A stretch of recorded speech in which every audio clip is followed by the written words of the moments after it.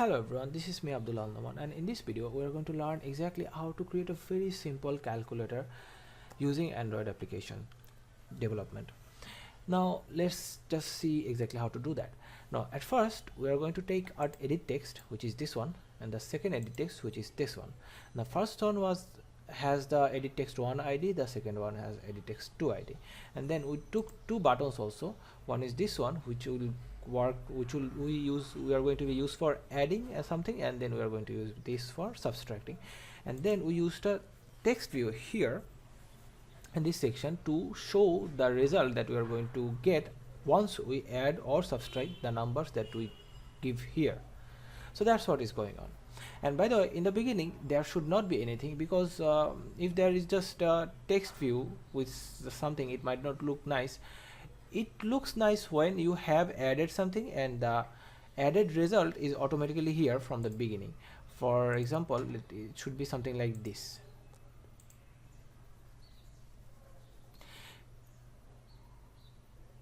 At the beginning there should not be anything here, and once you write something like this and then you actually do something with it, then it should be visible, and before that the whole text view should be invisible. Alright, so that's something we are going to learn as well in this video. So how did we, at the beginning, how did we make this text view invisible? Well, which is this: we added an attribute called Android visibility, and we gave the ID property called invisible. There are some other properties also, but this one is invisible, and this will make sure that it's not visible yet. All right, okay. Now later we are going to actually make it visible again when we need it. All right, so the first thing, the second thing that we have to do is this: we have to connect our views to our Java file here. So how did we do that? We came here, we took the relevant objects. Like for text view, we took a text view object. For buttons, we took two buttons, and then for edit text, we took two edit text. This is edit text 1 and this is edit text 2, like edit text 1, edit text 2. And button, for button we took like this: B add button, B subtract button, which is add button, subtract button. And we also connected these here in this section, all of these views in this section. Alright, okay, so that's what we did. Now the next thing that we did is this: we took an on click attribute here with this button. Where is this on click? And we took another on click with this button, which is subtract. Where is this on click? This is the on click. Alright, so that's that. So these are the two methods that is going to be running when we press the buttons. So that's what is going on there.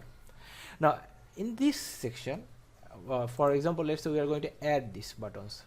Okay, I'm going to add these buttons. So this is the code that is this is the lines of code that we are going to use to do that. Now at first what we have to do this: we have to take the take whatever the user writes inside this edit text, inside these two edit texts, right? So how do we do that? We do it like this: we take a int and then we give it a number, and then one thing that we have to do is this. You see, the edit text, the value that we are going to take from the edit text, we have to at first turn that value into a string. At first we have to get the value from the edit text.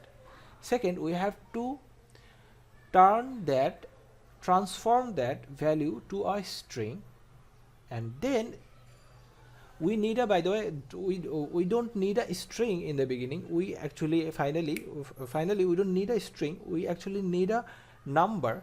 So after that, after we have turned it to a string, we have to turn that string to our number. All right, so as you can see, this is the edit text, this one. So what we are doing is this: we are using something like this. At first we are doing something like edit text, then we are going to use a method called get text, which will get the text that is inside this edit text, and then we are going to use a method called toString. and this is going to turn the method into turn the value whatever we get into an string. Now once we do that, that's our job is not done. We actually have to turn the string itself to a number so that we can actually do this. We can actually add it to something. A string cannot be added to something, right? So by the way, let me just inform you that when you don't do this with edit text, when you don't use toString, this section here with edit text, it doesn't really work. Now it crashes, your application crashes, so you have to do that. Now once you have your string value from this edit text, then the next thing is this: you want to turn that into an integer. So we use a method of integer class called parseInt, and we transform this string that we get into an integer, and then we put that inside a integer value, which is number 1, and we did exactly the same thing with number 2, and then we just add it. Now at this point we just add it. Now the next thing that we could do is this: we could then just do something like this: tResult, which is this, tResult, which is this, tResult. So we just set the text of tResult to this result here. But again, when you do that, you have to give it to you have to turn it into a string in order to send it to your edit text or text view, in order to send it to your text view or edit text. So how do we do that? How do we turn our int result into a string? Well, there is a shortcut, which is this: just add this section here and then plus and then result, and it will be turned into a string. Alright, so that's about that.